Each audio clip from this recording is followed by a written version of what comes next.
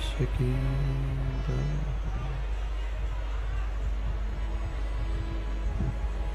श्री गोसाई जी परम दयाल की जय। श्याम सुंदर श्री यमुने महारानी की जय। काशी विश्वनाथ भगवान की जय। गौरा महारानी की जय।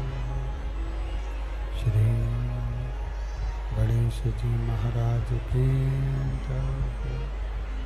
सरस्वती मात की जय।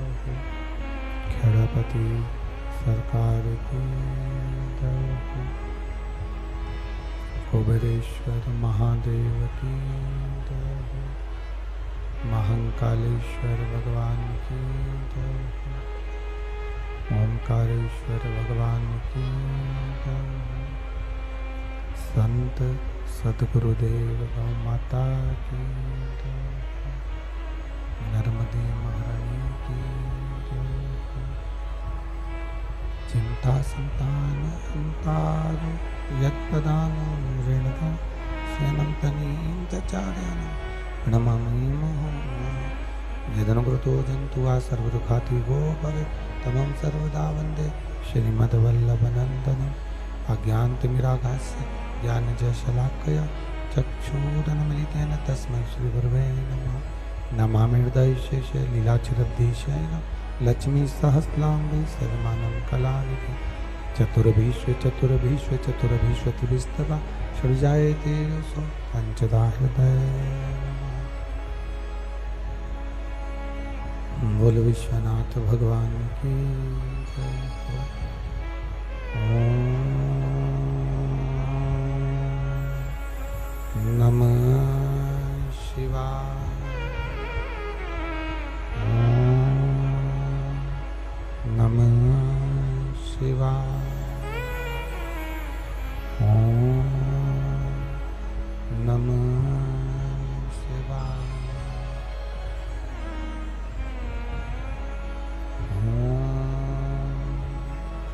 नमः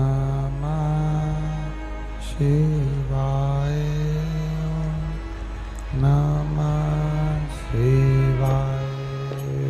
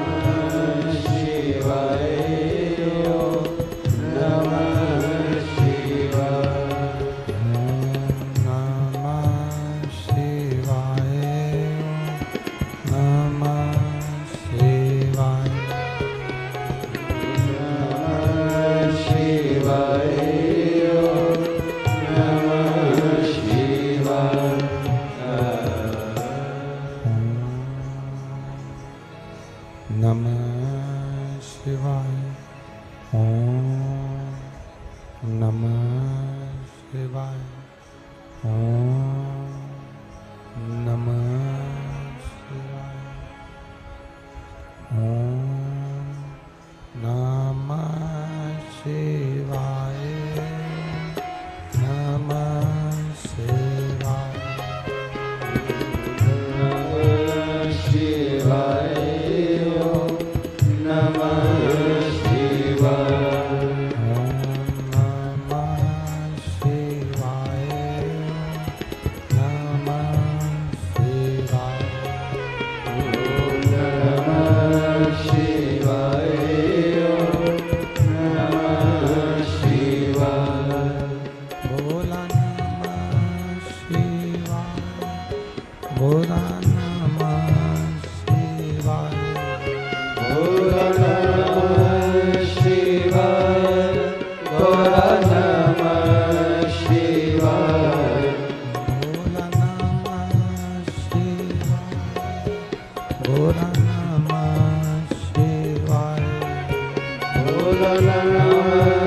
Shiva, Gora Namah Shiva.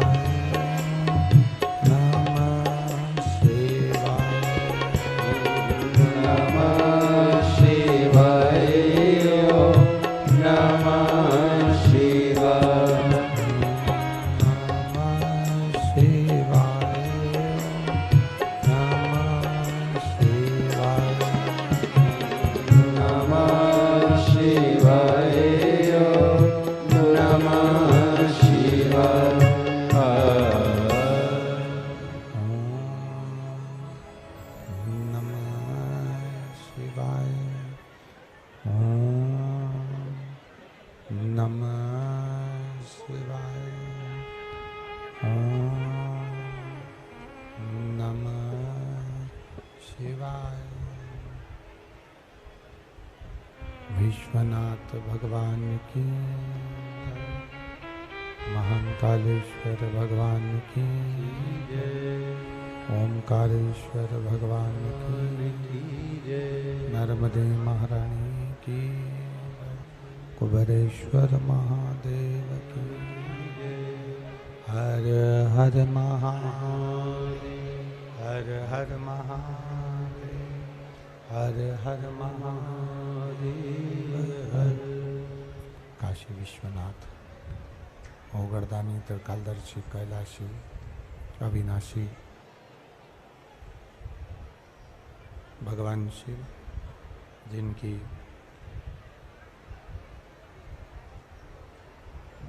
Puneet पावन शिव महापुराण की कथा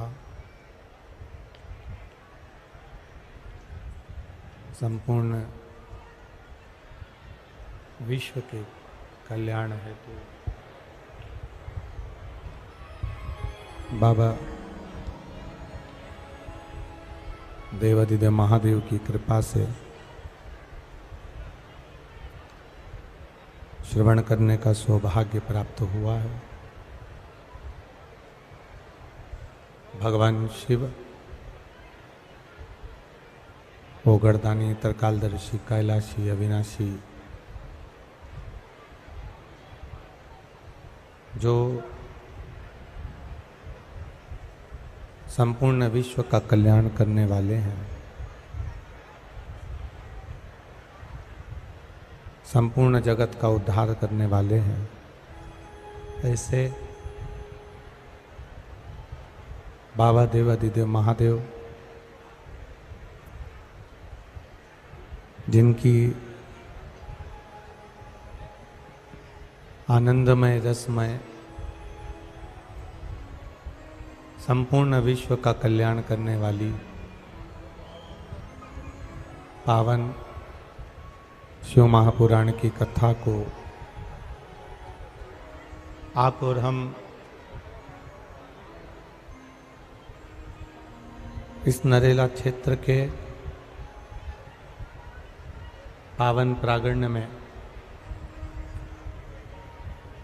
स्वर्गीय श्री कैलाश नारायण जी सारंग, स्वर्गीय श्रीमती प्रसून जी सारंग जी की स्मृति में श्री विश्वास जी सारंग, चिकित्सा स्वास्थ्य मंत्री मध्य प्रदेश शासन, श्रीमती रूमा जी सारंग, श्री उत्सव जी सारंग, पुत्री कुमारी भूमिका सारंग एवं संपूर्ण सारंग परिवार द्वारा ये पावन शिव महापुराण की कथा श्रवण करने का सौभाग्य प्राप्त हुआ है। आवाज पीछे।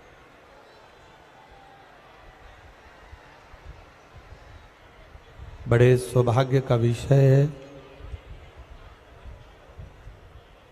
जो नरेला विधानसभा के अंतर्गत एलईडी चलाइए, पीछे की एलईडियां बंद हैं, पीछे की एलईडियां सब चालू करिए, एलईडियां बंद हैं, साइड की सारी एलईडियां चालू करिए। नरेला विधानसभा के अंतर्गत ये पावन शिव महापुराण की कथा जो भगवान की अविरल भक्ति और मुक्ति का साधन है, उसको ग्रहण करने का सौभाग्य प्राप्त हुआ है। कथा मंडप में विराजमान सभी ब्राह्मण जन, साधु संत, गुरुजन और आए हुए सभी अतिथिगण एवं दूर दूर से भगवान शिव की पावन कथा का रसतत्व ग्रहण करने वाली ये पावन जीवात्मा है।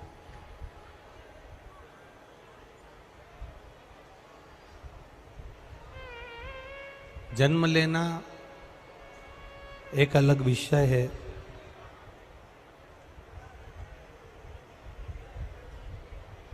पर जन्म लेने के बाद में भगवान की भक्ति करना एक अलग विषय है।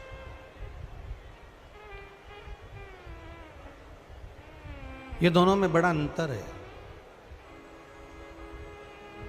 हमारी शिव महापुराण की कथा वर्णन करती है, वेद व्यास जी शिव महापुराण के अंतर्गत वर्णन करते हैं कि आंखें खोलकर, नेत्र खोलकर दूसरे की बुराई देखने से अच्छा है नेत्र बंद कर कर, आंखें बंद कर कर अपने भीतर की बुराइयों को छांट लेना और उसे बाहर निकाल लेना।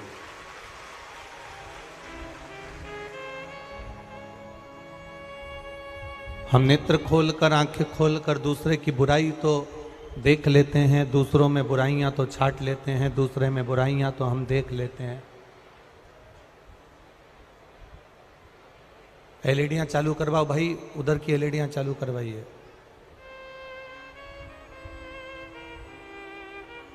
उधर आवाज जा रही पीछे, एलईडियां चालू करवा दीजिए।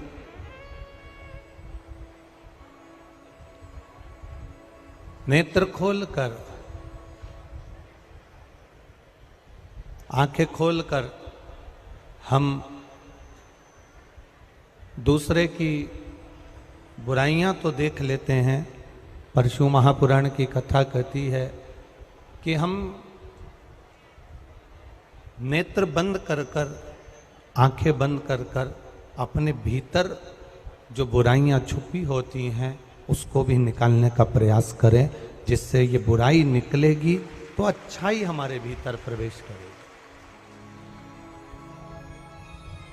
जन्म ले लेना एक अलग विषय है कि हम आ गए, जन्म ले लिया मृत्यु लोक में। ऐसा नहीं है कि आप 84 लाख योनियां काटने के बाद वापिस मानव के शरीर में आ सकते हो।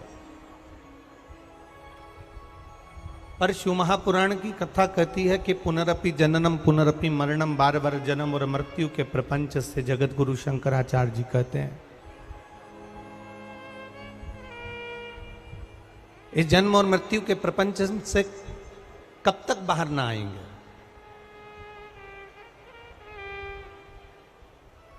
एसी के कमरे में कितना भी बैठे रहो, पर कोई काम से तो तुमको एसी का कमरा छोड़ना पड़ेगा। डनलप के गद्दे पर कितने भी पड़े रहो, पर कोई ना कोई कार्य से तुम्हें डनलप का गद्दा छोड़ना पड़ेगा। घर के अंदर कितना भी पड़े रहो, पर किसी न किसी कार्य से घर के बाहर निकलना पड़ेगा। उसी तरह संसार सागर में अगर जन्म लिया है तो मरने से पहले राम का नाम लेना तो पड़ेगा। मृत्यु के पहले भगवान का स्मरण हमें करना है। आज बड़ा विचित्र समय चल रहा है।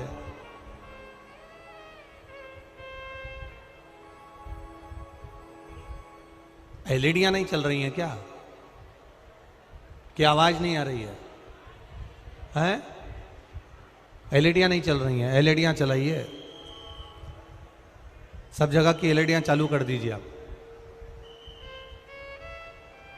आज बड़ा विचित्र समय है ये, और इस विचित्र समय में हम अपने जीवन की थोड़ा सा भी अंश, हमारे जीवन का थोड़ा सा भी एक समय, हमारे जीवन का एक थोड़ा सा भी पल, घड़ी हम अगर परमात्मा को समर्पित कर रहे हैं तो ये निश्चित है कि अंत समय प्रभु आना पड़ेगा, वचन दिया तो निभाना पड़ेगा।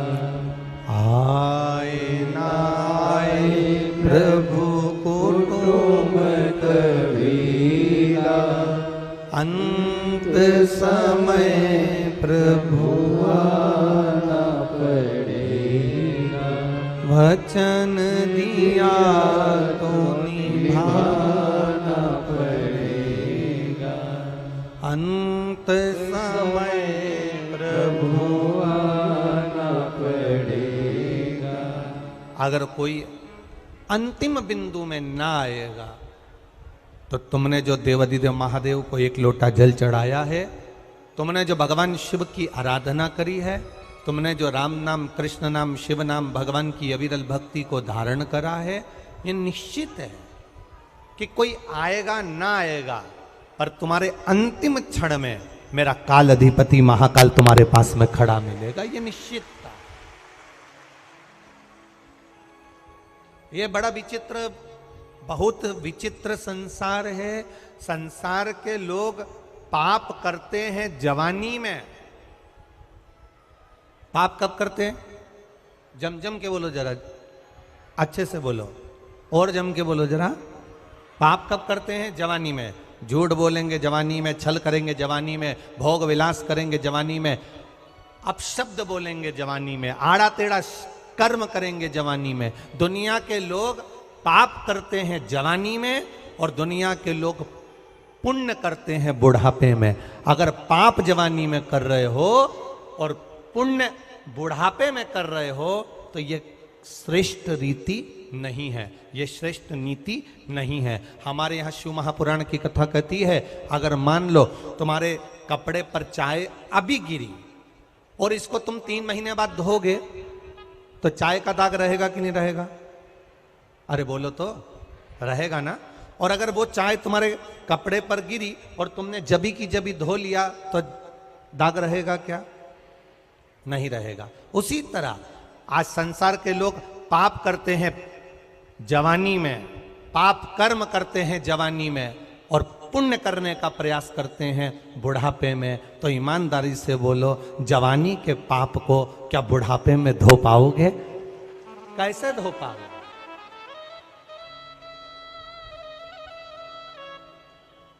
गलत काम अभी कर रहे हो, छल अभी कर रहे हो, बेईमानी अभी कर रहे हो, कपट अभी कर रहे हो।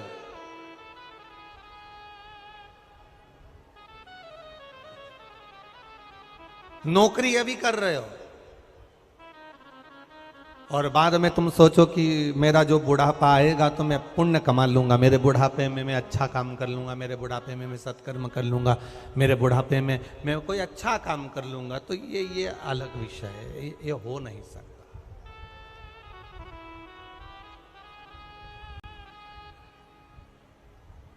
हरियाणा की बहनों ने एक सुंदर भजन गाया है कि भजन कर भरी जवानी में बुढ़ापा किसने देखा। शिव कथा कहती है कि आज अगर हमारे कपड़े पर चाय गिरी है, आज हमारे कपड़े पर अगर कॉफी गिरी है, आज हमारे कपड़े पर अगर सब्जी गिरी है, तो उसको अभी की अभी धो लो। अभी की अभी धो लोगे तो बाद में दाग नहीं रहेगा।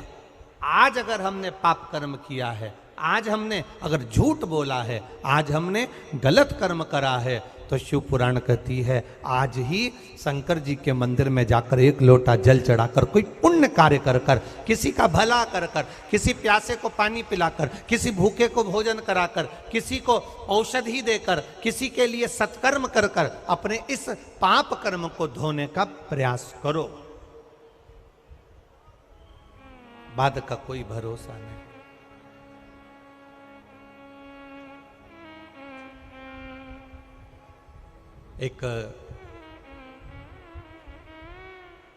एक बार माता पार्वती जी ने शिव जी से कहा, प्रभु मेरा मन करता है, मेरा चित्त करता है,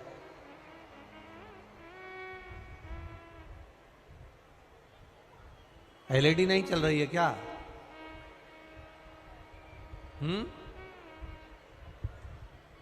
एक कार्यकर्ता पीछे जाकर जरा पूछ के आओ क्या तकलीफ है, जरा सा।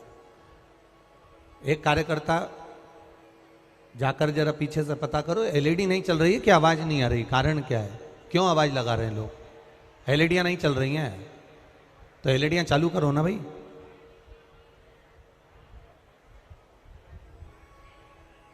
शिव कथा कह रही है,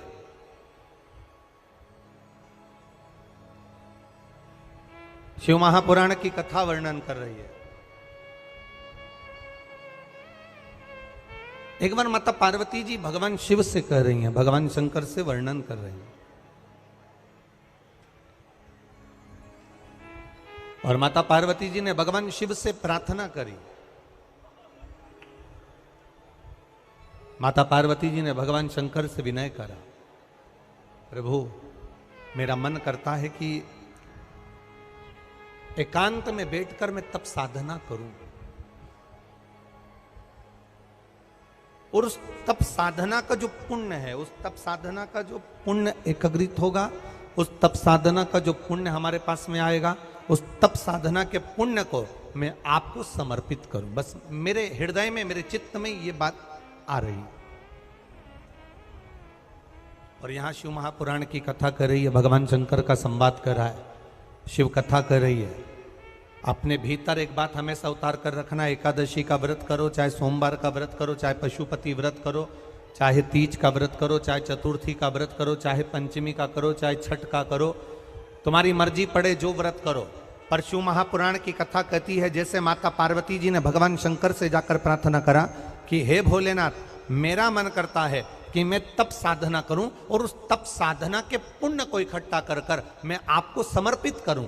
आपके मन में जब व्रत करने का भाव प्रकट हो जाए, आपके मन में जब दान करने का भाव प्रकट हो जाए, आपके मन में तप साधना करने का जब भाव प्रकट हो जाए, तो शिव कथा कहती है एक बार अपने पति के कानों में यह बात जरूर डालिए कि मेरा मन कर रहा है कि मैं पशुपति व्रत कर लूं,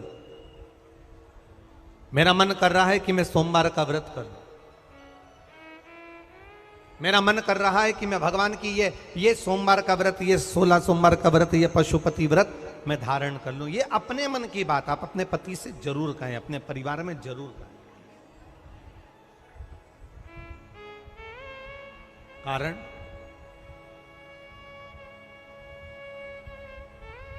शिव महापुराण की कथा कहती है आपका किया गया उपवास,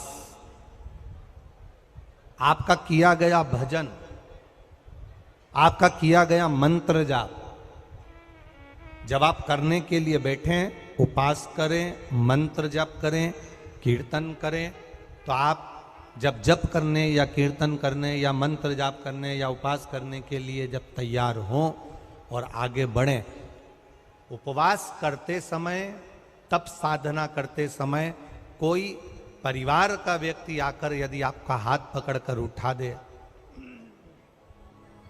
या आपको अपशब्द कहे, तो ये श्रेष्ठता नहीं हो। आप करो पशुपति व्रत, आप करो सोमवार के व्रत, पर निवेदन है कि व्रत करते समय, व्रत के पहले आपके परिवार वालों को, आपकी पति को, माता पिता को, परिवारजन को ये बात बता दी जाए कि हम ये व्रत कर रहे हैं। क्यों?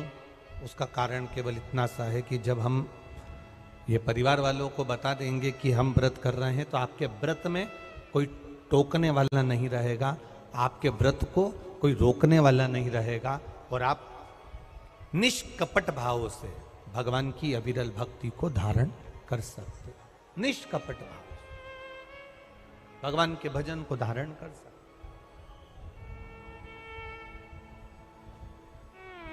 इतना सुंदर वर्णन किया गया है महामृत्युंजय मंत्र का। यदि हम किसी ब्राह्मण से अनुष्ठान करवा रहे हैं, महामृत्युंजय मंत्र का यदि हम किसी ब्राह्मण से अनुष्ठान करवा रहे हैं, शिव महापुराण की कथा कहती है अनुष्ठान पत्नी करवा रही है या पति करवा रहा है, सास करवा रही है या ससुर करवा रहा है, घर का जेठ करवा रहा है या जेठानी करवा रही है, शिव महापुराण की कथा कहती है जितने लोग आपके घर में रह रहे हैं, जितने लोगों के साथ आप 24 घंटे घर के अंदर रह रहे हैं, जब हम पशुपति व्रत करें या महामृत्युंजय का अनुष्ठान किसी ब्राह्मण से करवा रहे हैं या मंदिर में हम अनुष्ठान करवा रहे हैं, तो भी हमारे चित्तवृत्ति से हमारे परिवार वालों को ये मालूम होना चाहिए कि मैंने उन ब्राह्मण के द्वारा अपने परिवार के हित के लिए, अपने बुजुर्ग के हित के लिए, अपने घर के हित के लिए मैंने महामृत्युंजय का अनुष्ठान करवाया है। उसका पुण्य 4 गुना बढ़ता है, जिससे घर के लोगों में कोई विस्मयता उत्पन्न ना।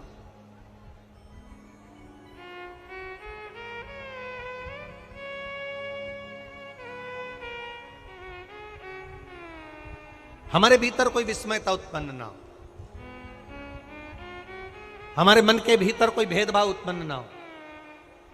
और हम तो यहां तक कहेंगे, आप अगर शंकर जी के मंदिर में जा रहे हो, एक लोटा जल चढ़ा रहे हो, शंकर जी के मंदिर में पहुंचकर एक लोटा जल समर्पित कर रहे हो, तो भी आपके घर के लोगों को मालूम होना चाहिए कि ये पास वाले शिव मंदिर में गई है, मेरे पास के मंदिर में मेरा घर का बच्चा शंकर जी को जल चढ़ाने गया है, मेरा पति पास के मंदिर में शंकर भगवान को जल समर्पित करने के लिए गया है। ये घर के लोगों को ज्ञात होना चाहिए।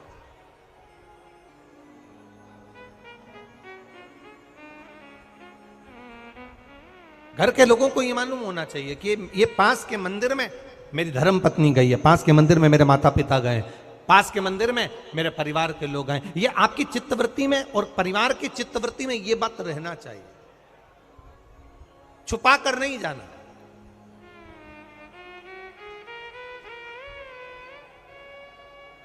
छुपाकर भगवान के मंदिर में नहीं जाना, छुपाकर पशुपति व्रत नहीं करना। महाराज, शिव महापुराण की कथा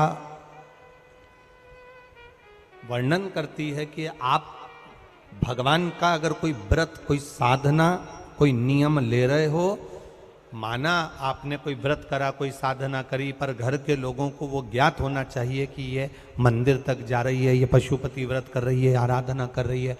आज माता पार्वती जी ने शिव जी के सम्मुख में ये बात कह दी कि मैं एकांत में जाकर भगवान का तप करना चाहती हूं और एकांत में बैठकर तप करना चाहती हूं, और उस तप का जो पुण्य है वो आपको देना चाहती हूं। शंकर भगवान ने तुरंत माता पार्वती जी से कहा, सुनो जगत जननी, सुनो जगदम्बा,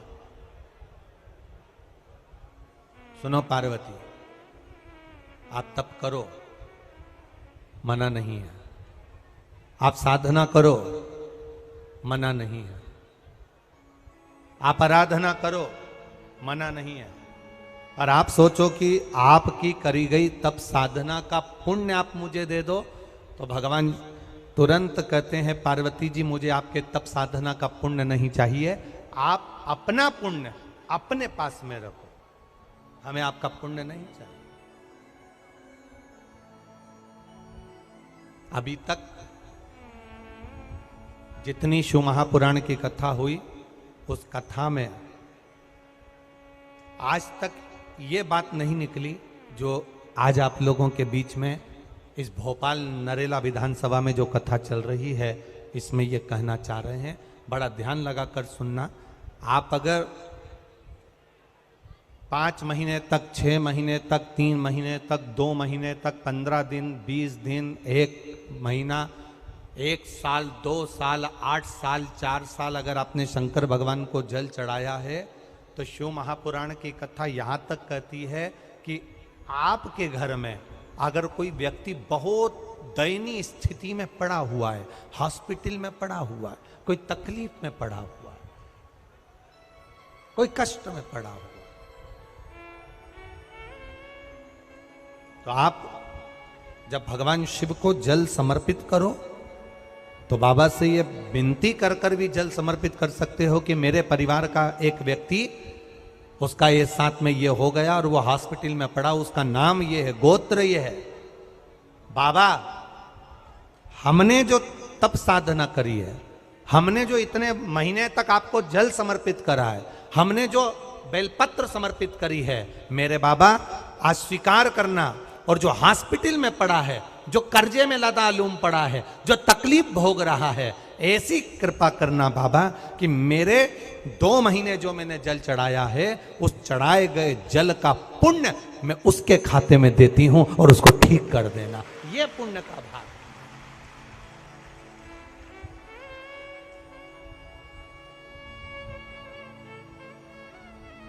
ये पुण्य का भाग है। आप अपना पुण्य भी किसी जीव के कल्याण हेतु दे सकते।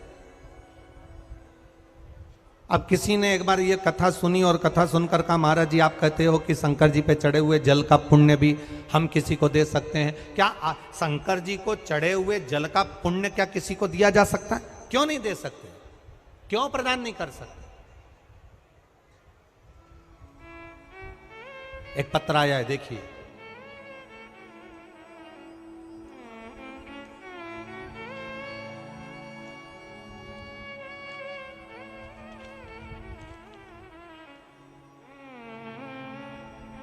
मैं रीना विश्वकर्मा,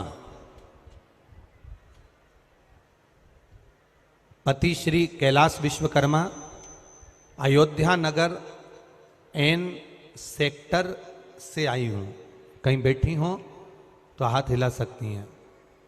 मेरा नाम रीना विश्वकर्मा, पति का नाम श्री कैलाश विश्वकर्मा, अयोध्या नगर एन सेक्टर से आई हूँ। कहीं बैठी हो तो हाथ हिला सकती हैं। एन सेक्टर से मैं यहाँ पहुँची हूँ। बाबा की कृपा का मैं क्या वर्णन करूं। मेरी भाभी को कोई संतान नहीं थी। उनकी शादी को 9 वर्ष हो गए थे। सारे डॉक्टरों को दिखाया, ऐसा कोई देवी देवता का धाम नहीं था जहां हम नहीं पहुंचे। डॉक्टरों का इलाज भी करवाया, पर संतान की प्राप्ति नहीं हुई। मेरी भाभी देव देवता सब पूजने के बाद हार गई, तो उन्होंने फिर देवताओं का स्मरण करना भी बंद किया। तब मैं भगवान शिव के मंदिर जाया करती थी, शिव की आराधना करी करती थी। गुरुजी, आप कहते हो कि शंकर भगवान पे चढ़े हुए जल का पुण्य दे सकते हैं, तो ये पुण्य की कथा कर रही है। मैंने जो 6 महीना भगवान शंकर की आराधना करी, उस आराधना का पुण्य मैंने भगवान देवाधिदेव महादेव से कहा कि अगर आप सच्चे हो तो मेरी भाभी का गर्भ ठहर जाए, ऐसी कृपा करना। और बाबा 9 वर्ष के बाद मेरी भाभी के यहाँ संतान की प्राप्ति हुई, इसलिए मैं बाबा को यहाँ प्रणाम करने के लिए। यह शिव तत्व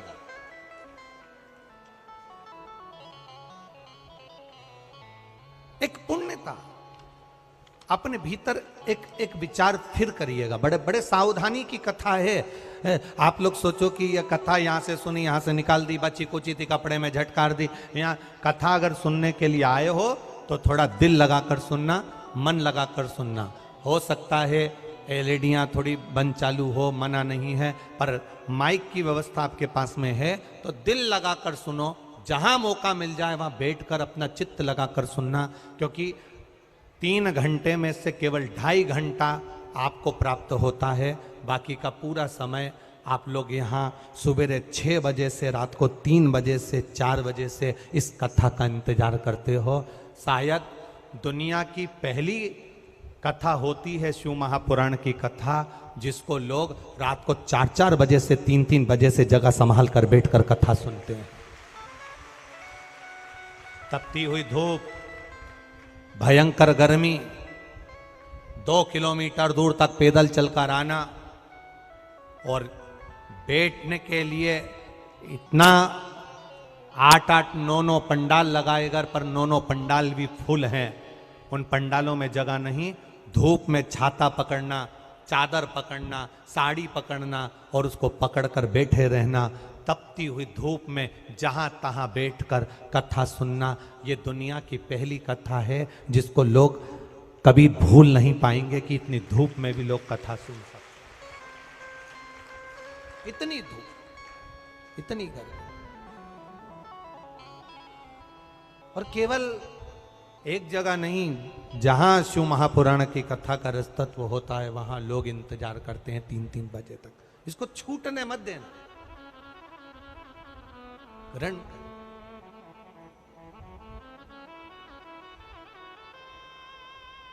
शादी में गए हो, 500 का लिफाफा दिया है तो भोजन कर कर जरूर जाना। और कथा में धूप में चलकर आए हो तो भले आधे घंटे की सुनना, पर कथा में दिल लगाकर जरूर जाना। दिल लगाकर जाना, चित्त लगाकर। आप अगर 1 लोटा जल भगवान शिव को समर्पित कर रहे हो, आप एक बेलपत्र भगवान शंकर को समर्पित कर रहे हो, आप एक शमी का पत्ता भी भगवान शंकर को समर्पित कर रहे हो, आप भगवान शंकर का पंचानंद स्नान करा रहे हो, आप भगवान शंकर के मंदिर का शिखर दर्शन कर रहे हो, आप भगवान शंकर के मंदिर में जाकर झाड़ू लगा रहे हो, पोछा लगा रहे हो, सफाई कर रहे हो, तो भी तुम्हारी चित्तवृत्ति में रहना चाहिए कि जब किसी पर दुख की घड़ी आए, किसी पर तकलीफ आए, किसी पर कष्ट आए, हमारा करा गया पुण्य हम उसके खाते में दे सकते हैं। हम अपने पुण्य को दूसरे के खाते में प्रदान कर सकते हैं।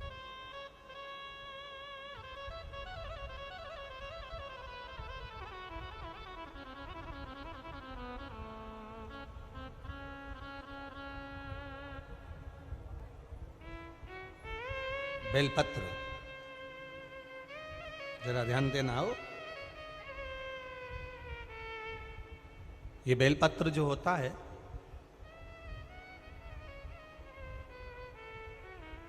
इस बेलपत्र पर कभी कभी आपने देखा होगा कि कई लोग बीच वाले पत्ते पर चंदन लगा देते हैं।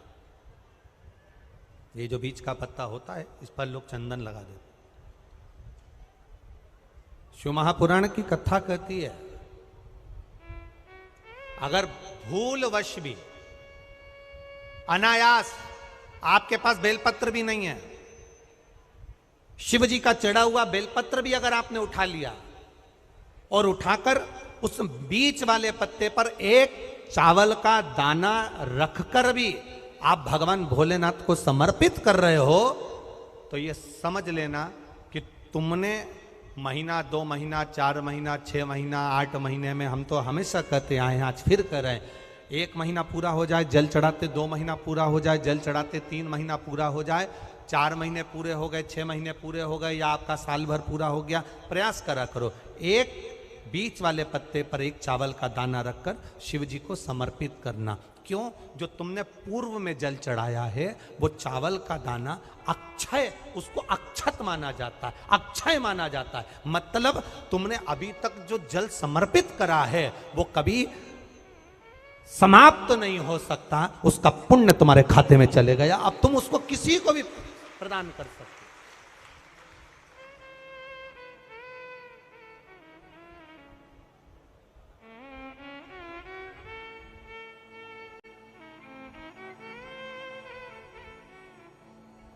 बहन भाई को तिलक करती है रक्षाबंधन पर, माथे पर तिलक लगाने के बाद में चावल लगाती कि नहीं लगाती? बोलो, जम के बोलो जरा। लगाती है? बोलते जाओ जरा। लगाती है, ठीक है। मंदिर में आप पूजन कर रहे हो, घर में कोई अनुष्ठान कर रहे हो, पंडित जी तुम्हारे मस्तक पर तिलक करते हैं तो चावल लगाते कि नहीं लगाते? बोलो बोलो, जम के बोलो। लगाते हैं। तुम्हारे घर में शादी ब्याह होता है तो तिलक करा जाता है तो चावल लगाया जाता कि नहीं लगाया जाता? लगाया जाता। सब समय पर चावल, मस्तक पर कंकु का तिलक, चंदन का तिलक, जो भी तिलक तुम्हारे मस्तक पर लगा है, कोई अगर लगाएगा शुभ कार्य में तो चावल जरूर लगाएगा। बस एक कार्य ऐसा होता है जिस समय पर मस्तक पर तिलक करा जाता है पर चावल नहीं लगाया जाता।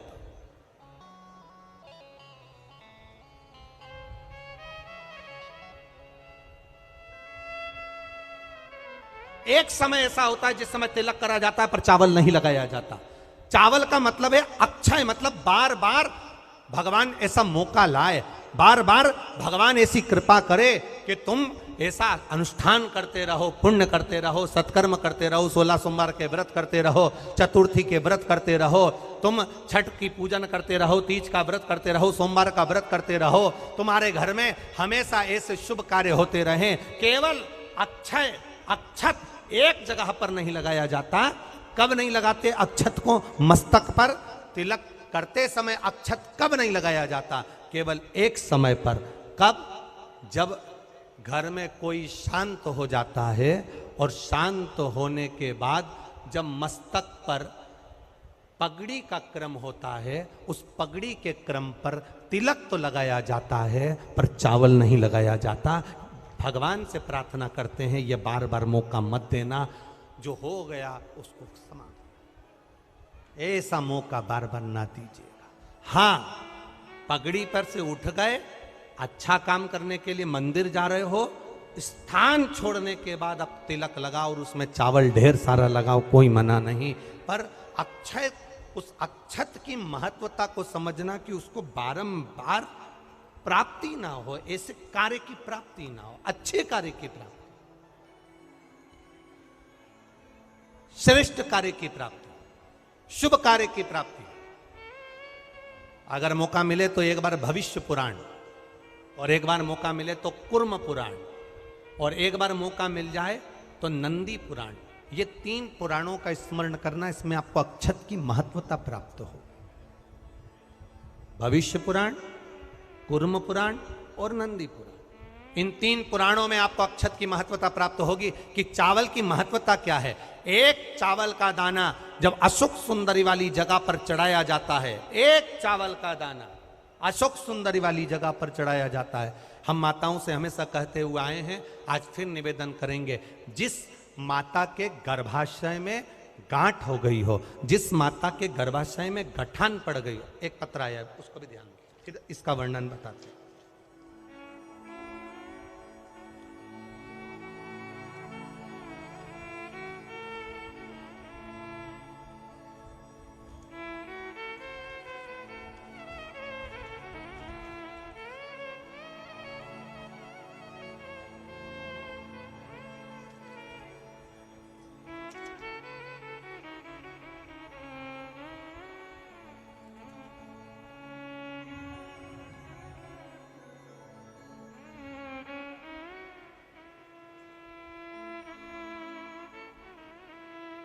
मैं गंगा बारोसिया प्रीतनगर भोपाल से हूं। कहीं बैठी हो तो हाथ हिला सकती हूं। मैं गंगा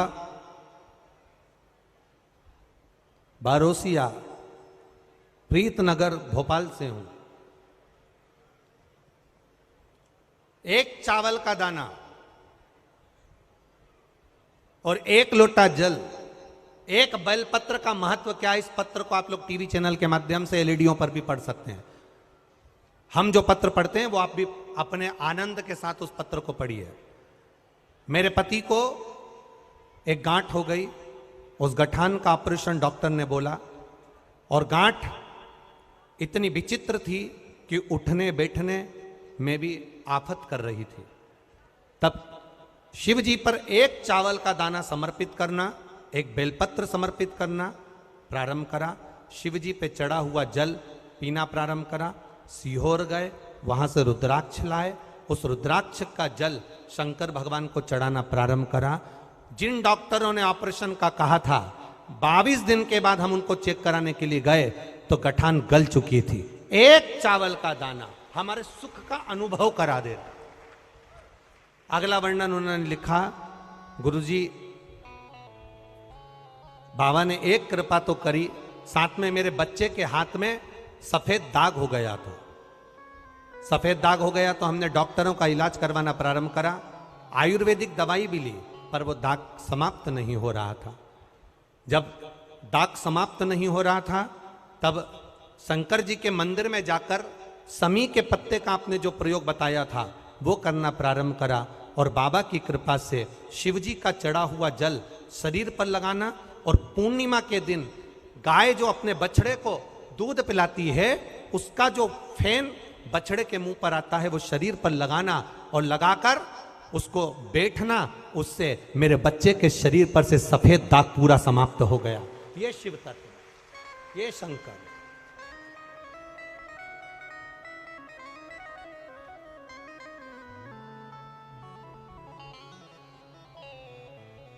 खाली न जाता कोई दर से तुम्हारे, खाली न जाता, आप भी बोलिए, दर से तुम्हारे मैं भी खड़ा हूँ नन्ही बाहें पसारे, अपने हृदय से लगा लो, लगा लो, गिरा जा रहा हो, उठा लो, उठा लो, भोले अपने दर से अब तो न टालो, गिरा जा रहा हो, उठा लो, उठा लो। एक अक्षत, एक चावल का दाना, गर्भाशय में गांठ हो गई, डॉक्टर को दिखाया, गर्भाशय में बच्चा दानी के अंतर्गत गांठ पड़ गई, गर्भाशय में गांठ पड़ गई, बड़ी तकलीफ की जिंदगी जी रही है, डॉक्टर कह रहे हैं ऑपरेशन करवाओ, डॉक्टर कह रहे हैं ऑपरेशन करवाना पड़ेगा, एक बार मेरे भोलेनाथ पर जल चढ़ाना प्रारंभ करो। एक चावल का दाना अशोक सुंदरी की, अशोक सुंदरी की जगह मालूम है ना सबको? अरे बोलो अशोक सुंदरी।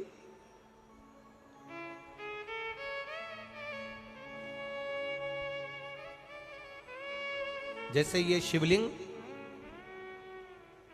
ये जलाधारी गोल माता पार्वती जी का हस्त कमल, यहां से जो जल बहता है, इधर गणेश जी का सीधे हाथ पर स्थान, इधर कार्तिकेय जी का स्थान, बीच में मोटी सी एक लाइन होती है शिवलिंग के सामने, वो अशोक सुंदरी का स्थान। कई बार वहां सांप बना होता है, कई बार अशोक सुंदरी का स्थान बना होता है। ये शिवलिंग, पार्वती जी का हस्त कमल, गणेश जी का स्थान, षडानंद कार्तिकेय जी का स्थान, बीच में अशोक सुंदरी का स्थान। ऊपर से जो बूंद बूंद पानी गिर रहा है वो शंकर भगवान की 5 लड़कियां, जया, विषहरा, शामरी बारी, दौतली और देव, ये शंकर जी की 5 बेटियां ऊपर से जल गिरा रही। तो अशोक सुंदरी वाली जो स्थान होता है, जब आपके गर्भाशय में या शरीर में पुरुष हो, स्त्री हो, जिसके पूरे शरीर में कहीं पर भी गांठ पड़ गई हो और गल ना रही हो, एक चावल का दाना अशोक सुंदरी वाली जगह पर चढ़ाना प्रारंभ करो। शिव जी पे जल चढ़ाना प्रारंभ करो, उस जल का आचमन करना प्रारंभ करिए। आप 3 महीना, 4 महीना, 5 महीना करते रहो, उसके बाद जांच जरूर करवाना हॉस्पिटल में जाकर कि गांठ गली कि ना गली। पर विश्वास रखो, भरोसो दृढ़ इन चरणन करो, श्री वल्लभ नक चंद्र छटाबिन सब जग माही अंधेरो। भरोसा मूर्ण होना चाहिए, भरोसा मूल हो। हमारा अगर विश्वास नहीं है तो फिर भगवान भी नहीं है। मानो तो मैं गंगा मां हूं, ना मानो तो बहता पानी। आपका अगर भरोसा कहता है कि मैंने जल चढ़ाया और मेरा महादेव सुनेगा, आपने सोच लिया कि मेरा महादेव सुनेगा, तो महादेव सुनेगा। और आपने अंदाजा लगा, कई लड़कियां जब शादी करती हैं तो पहले से गलत सोच बना कर आती हैं कि सास तो डेंजर होती है। कईयों के मन में भाव आता है सास बुरी होती है, सास अपशब्द कहती है, सास गाली देती है। कई लोगों से सुना, जिससे मिलो उसकी सास ऐसी हो गई, कोई ना कहा हमारी सास ऐसी थी। लड़कियों ने अपनी चित्तवृत्ति में भर लिया कि सास बुरी होती है। जब चित्तवृत्ति में भर लिया कि सास बुरी होती है, तो वो कितने भी अच्छे घर में चली जाए, उसको सास बुरी ही लगेगी, ये निश्चित है। और अगर आपने मन में सोच लिया कि जो किस्मत में लिखा होगा देखा जाएगा, संसार सागर में जन्म लिया है, सुख दुख चलता रहता है। अगर कोई बेकार भी मिल गया ना, तो अपना स्वभाव से मैं उसको अच्छा बना लूंगी, मुझ में वो क्वालिटी है, तो वो अच्छा हो जाए। आप पहले से विचार कर लीजिए। आज के जमाने में लोगों को ना तो लिखना आता है ना विचार करना आता है। एक फेसबुक पर हमको तो आशीष ने बताया, एक फेसबुक पे लिखा हुआ था, एक फेसबुक पर किसी ने लिखा था, आज पुत्र रत्न की प्राप्ति हुई, सभी मित्रों का आभार। क्या लिखा था फेसबुक पे? अरे बोलो तो जम के, आज मेरे घर पुत्र रत्न की प्राप्ति हुई, सभी मित्रों का आभार। अब मित्रों का आभार क्यों दे रहा है? पुत्र तेरा है कि मित्रों का है?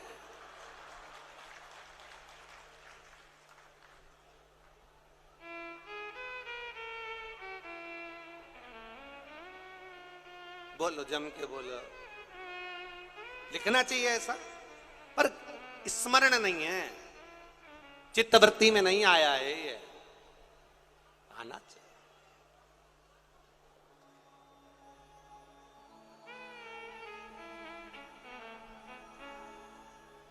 चित्तवृत्ति में आना चाहिए। आप क्या कर रहे हो, आप क्या प्रदान कर रहे हो, क्या लिख रहे हो, क्या बोल रहे हो, आपकी चिदानंद वृत्ति में यह आना चाहिए कि आप क्या कर रहे हो। आज मेरे यहां पुत्र रत्न की प्राप्ति हुई, सारे मित्रों का क्या लिखा है तुमने, क्या प्रदान किया तुमने, विचार करो।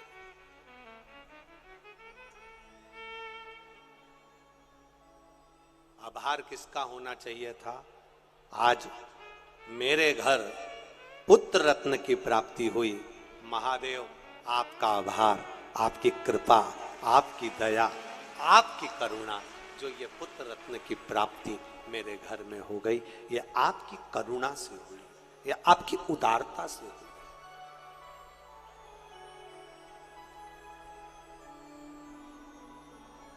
ये आपकी करुणा है, ये आपकी उदारता है।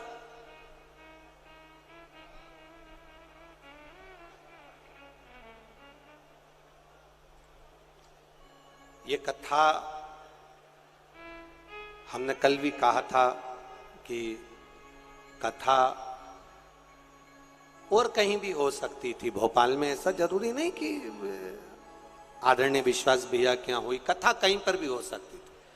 पर यह कथा आदरणीय विश्वास भैया सारंग जी के यहाँ जो हुई है, हमने कल भी कहा था कि कहीं ना कहीं माता पिता का कोई पुण्य प्रबल हुआ होगा, जिसके कारण बस ये आशीर्वाद के रूप में ये कथा आदरणीय विश्वास जी सारंग जी को प्राप्त हो।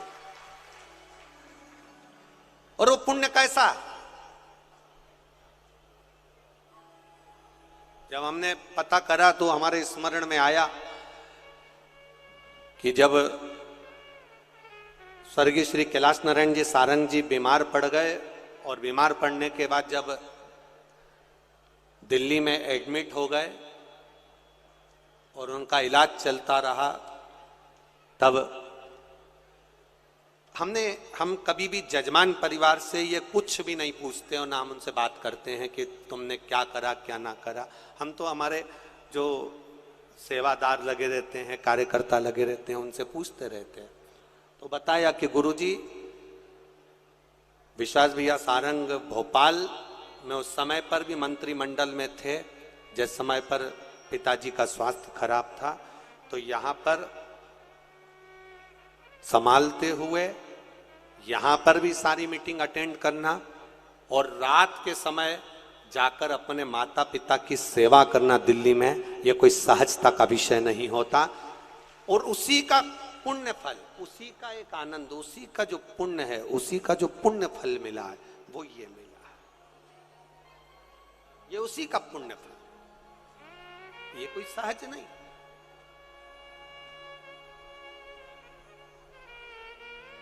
इतनी शिव महापुराण की कथा करी, पूरे भारत में करते रहते हैं, पर पहली शिव महापुराण की कथा ऐसी हुई है जिसमें रेलवे स्टेशन पर भी भक्तों को लाने के लिए बस लगाई गई। इसके लिए विश्वास भैया सारंग जी को बहुत बहुत साधुवाद।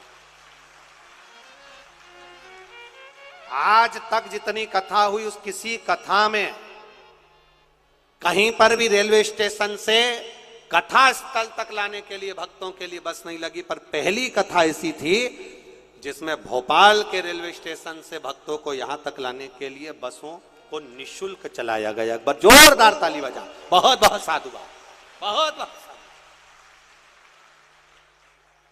कोई परेशान ना हो, आनंद से पहुंचे लोग कथा। हाँ, ये हम पंडाल का तो जरूर कह सकते हैं, क्योंकि पंडाल कितने लगाए, 1 2 3 4 5 6 7, फिर उसके बाद आगे बढ़ाया 8, उधर आगे बढ़ाया 9, ऐसे बढ़ाए तो बहुत, पर पब्लिक का भी, अब भक्तों का कोई, शंकर के भक्त भी तो अड़भंगे हैं।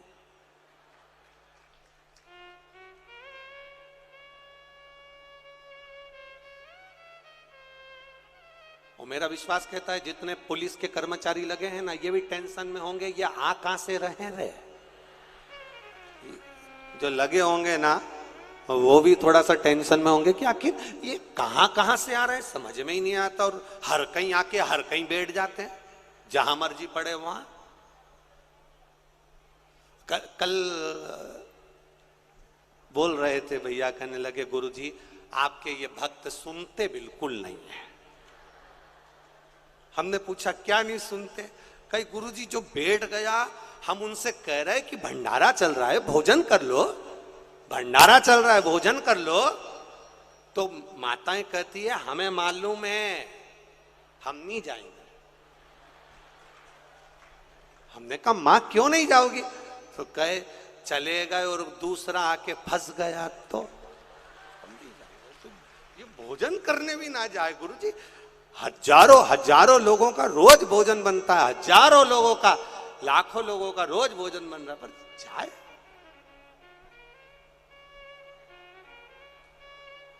दंडवत प्रणाम आपको, प्रणाम। आपकी अविरल भक्ति को नमन करता हूं, आपकी श्रद्धा को नमन करता हूं, आपके विश्वास को नमन करता हूं। दंडवत। बहुत बहुत साधु।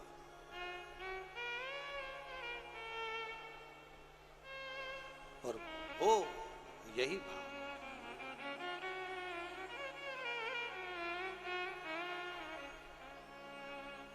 या जब है भोलेनाथ ये दरबार तुम्हारा, दरबार तुम्हारा, अजब है भोलानाथ ये दरबार तुम्हारा, दरबार